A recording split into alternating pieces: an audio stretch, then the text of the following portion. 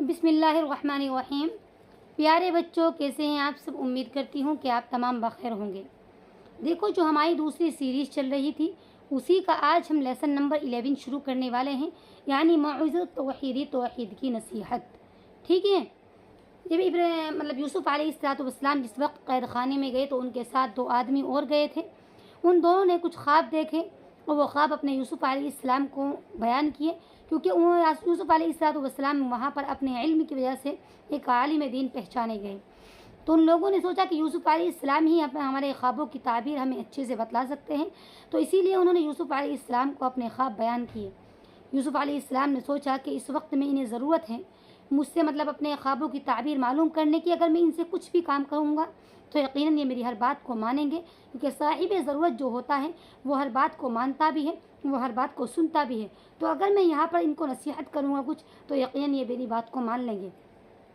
اسی لیے یوسف علیہ السلام نے بھی موقع سے فائدہ اٹھایا اور انہیں سب سے پہلے توحید کی نصیحت کرنی شروع کر دی۔ ٹھیک ہے، اس میں آج کا جو ہمارا ایپیسوڈ ہے اس میں آج ہم وہی بیان کریں گے کہ انہوں نے یوسف علیہ السلام نے ان کو کس طرح سے نصیحت کی تھی، کون سی نصیحت کی تھی۔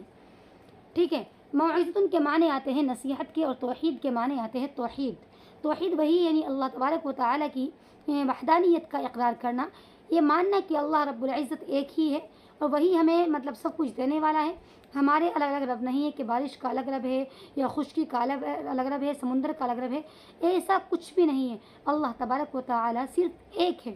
اسی چیز کی نصیحت یوسف علیہ السلام نے انہیں کرنی شروع کی۔ قال یوسف علیہ السلام نے کہا ذالکما مما علمنی ربی، کہ تم دونوں کے بارے میں جو مجھے میرے رب نے بتلایا ہے، جو تمہارے خواب ہیں جو میں تم کو بتلانے والا ہوں، وہ سب کیا بتلایا ہے؟ مجھے میرے رب نے بتلایا ہے۔ ولیکن اللہ، لیکن اللہ تبارک و تعالی لا یعطی علمہ، اپنا علم عطا نہیں کرتا ہے کل احد، ہر ایک کو۔ یعنی میں تمہیں جو بتلاؤں گا وہ مجھے میرے رب نے ہی سکھلایا ہے، لیکن میرا رب اللہ تبارک و تعالی ہے، ہر ایک کو وہ اپنا علم عطا نہیں کرتا ہے۔ آپ یہ سوچیں کہ سب کو عطا کر دے گا اللہ، جیسے یوسف علیہ السلام کو عطا کیا ہے، تو نہیں، ایسا ہرگز نہیں ہے۔ اللہ تبارک و تعالی اپنا علم ہر ایک کو عطا نہیں کرتا ہے۔ ٹھیک ہے، ان اللہ، کہ بے شک اللہ تعالی لا یعطی علمہ المشرکہ، اپنا علم مشرک کو عطا نہیں کرتا ہے۔ اللہ تبارک و تعالی اپنا جو علم ہے، اللہ کا جو علم ہے، اللہ وہ مشرک کو عطا نہیں کرتا ہے۔ ٹھیک ہے، مشرک کہتے ہیں،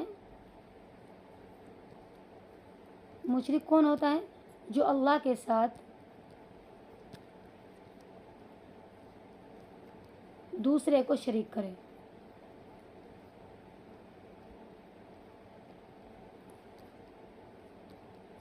ٹھیک ہے، یعنی مشرک وہی ہوتا ہے جو اللہ کے ساتھ دوسرے کو شریک کرے، اور جو اللہ کے ساتھ دوسرے کو شریک کرتا ہے اسے اللہ اپنا علم عطا نہیں کرتا ہے۔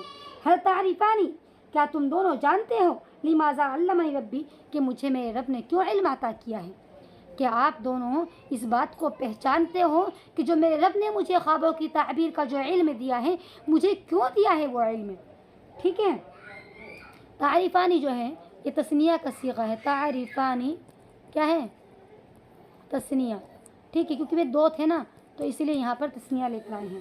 لأنی ترکت اہل الشرک، اس لیے کہ میں نے ترکت چھوڑ دیا طریقہ راستہ اہل الشرک، شرک والوں کا، یعنی اللہ تبارک و تعالی نے مجھے یہ علم اس لیے عطا کیا ہے کیونکہ میں نے جو مشرکین ہیں، جو شرک کرنے والے لوگ ہیں، ان کے راستے کو میں نے ترک کر دیا ہے، ان کے راستے کو میں نے چھوڑ دیا ہے۔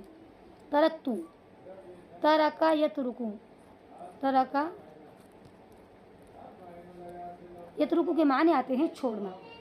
ٹھیک ہے، واتبعت ملت آبائی، اور میں نے اتباع کی اپنے والد ابراہیم علیہ السلام کے مذہب کی، و اسحاق علیہ السلام، و یعقوب، اور یعقوب علیہ السلام، اس لیے کہ میں نے اپنے آباء و اجداد ابراہیم علیہ السلام اور اسحاق علیہ السلام اور یعقوب علیہ السلام کے راستے کی اتباع کی، میں نے ان کے راستے کو پکڑا، اسی لیے اللہ تبارک و تعالی نے مجھے اپنا یہ علم عطا کیا۔ ٹھیک ہے، اتبع یتبع اتباعا، اتبع یتبع اتباعا، ٹھیک ہے، اس کے معنی آتے ہیں اتباع کرنے کے. اس کے معنی کیا آتے ہیں؟ اتباع کرنا، یہ مطلب اس چیز کو ماننا. ٹھیک ہے، یعنی انہوں نے یہ ابراہیم علیہ السلام، اسحاق علیہ السلام، یعقوب علیہ السلام کے راستے کی، ان کے ملت کی، ان کے مذہب کی اتباع کی. ما کان لنا ان نشرک باللہ، ہمارے لیے بالکل بھی یہ بات صحیح نہیں ہے کہ ہم کیا ہیں، اللہ کے ساتھ کسی بھی چیز کو شریک کریں.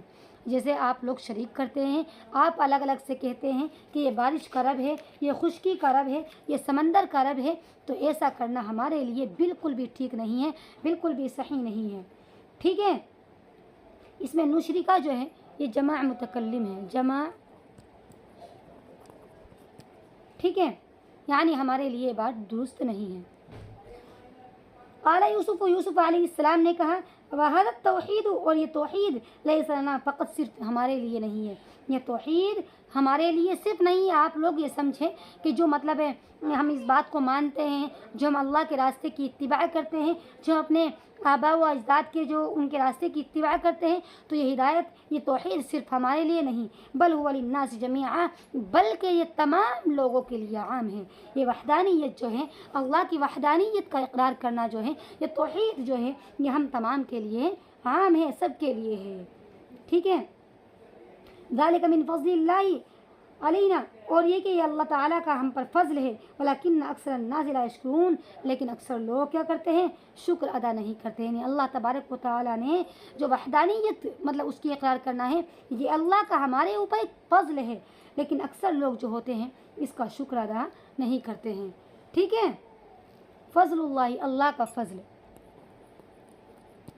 فضل اللہ،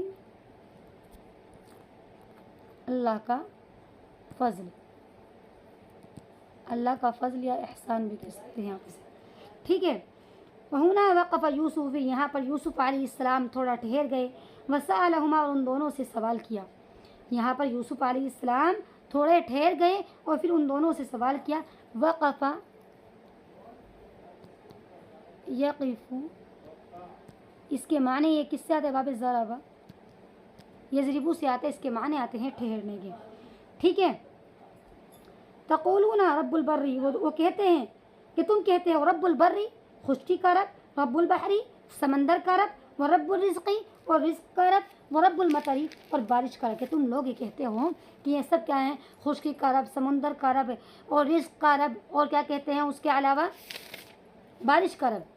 وَنَحْنُ نَقُولُ، ہم کہتے ہیں اللہ رب العالمین، اللہ دونوں جہانوں کا رب ہے. یعنی آپ نے اتنے زیادہ رب بنائے ہوئے ہیں، الگ الگ رب بنائے ہوئے ہیں، لیکن ہم کیا کہتے ہیں، ہم کہتے ہیں کہ سب چیزوں کا، دونوں جہانوں کا جو رب ہے وہ اللہ تبارک و تعالی ہے. ٹھیک ہے، نقول جو ہے یہ بھی جمع متکلم کا صیغہ ہے. ٹھیک ہے،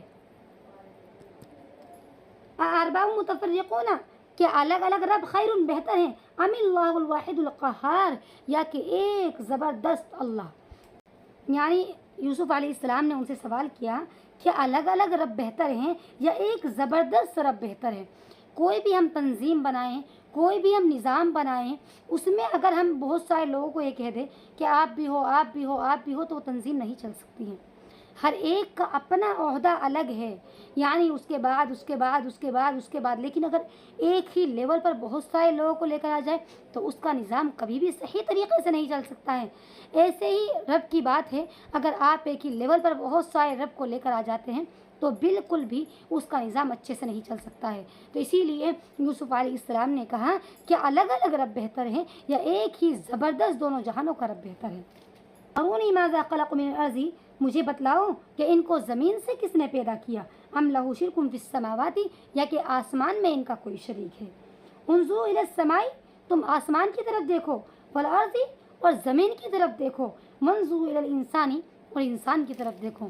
تم کیا دیکھو، آسمان کی طرف دیکھو، زمین کی طرف دیکھو، انسان کی طرف دیکھو. ھذا خلق اللہ، یہ تمام اللہ کی مخلوقات ہیں.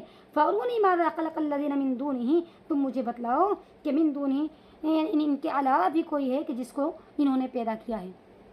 یعنی جو تمہارے معبود ہیں، تو مجھے بتلاؤ کیا زمین و آسمان کے علاوہ کوئی ایسی چیز ہے جس کو انہوں نے پیدا کیا ہو. وکیف رب البری، اور کیسا ہے خشکی کا رب. ورب البحری، اور کیسا ہے سمندر کا رب. ورب الرزقی، اور کیسا ہے رزق کا رب، ورب المطری، اور کیسا ہے بارش کا رب۔ اسمان سمیتموہا، یہ بہت سارے نام ہیں جن کو تمہارے آباء و اجداد نے رکھا۔ الحکم للہ، فیصلہ اللہ کے لیے ہے۔ الملک للہ، بادشاہت اللہ کے لیے ہے۔ الارض للہ، زمین اللہ کی ہے۔ الامر للہ، حکم اللہ کا ہے۔ یعنی جو بھی کچھ ہے سب اللہ ہی کا ہے، اللہ کے علاوہ کسی کا نہیں ہے۔ بادشاہت لے لو، چاہے فیصلہ لے لو، زمین آسمان، ہر چیزوں کو اللہ نے بنایا ہے، پھر تم اللہ کے علاوہ کی عبادت کس لیے کرتے ہو؟ جب ان تمام چیزوں کو اللہ تبارک و تعالیٰ نے بنایا ہے، جب ان تمام چیزوں کو اللہ تبارک و تعالیٰ ہی بنانے والا ہے، تو پھر تم نے اتنے سارے رب الگ الگ سے کیسے بنائے ہوئے ہیں؟ لا تعبدوا الا ایاہ، اس کے علاوہ کسی کی عبادت مت کرو، صرف و صرف اللہ ہی عبادت کا مستحق ہے، اللہ ہی کی عبادت کرو۔ ذالک الدین القیم، یہی مضبوط دین ہے۔ الدین القیم کہتے ہیں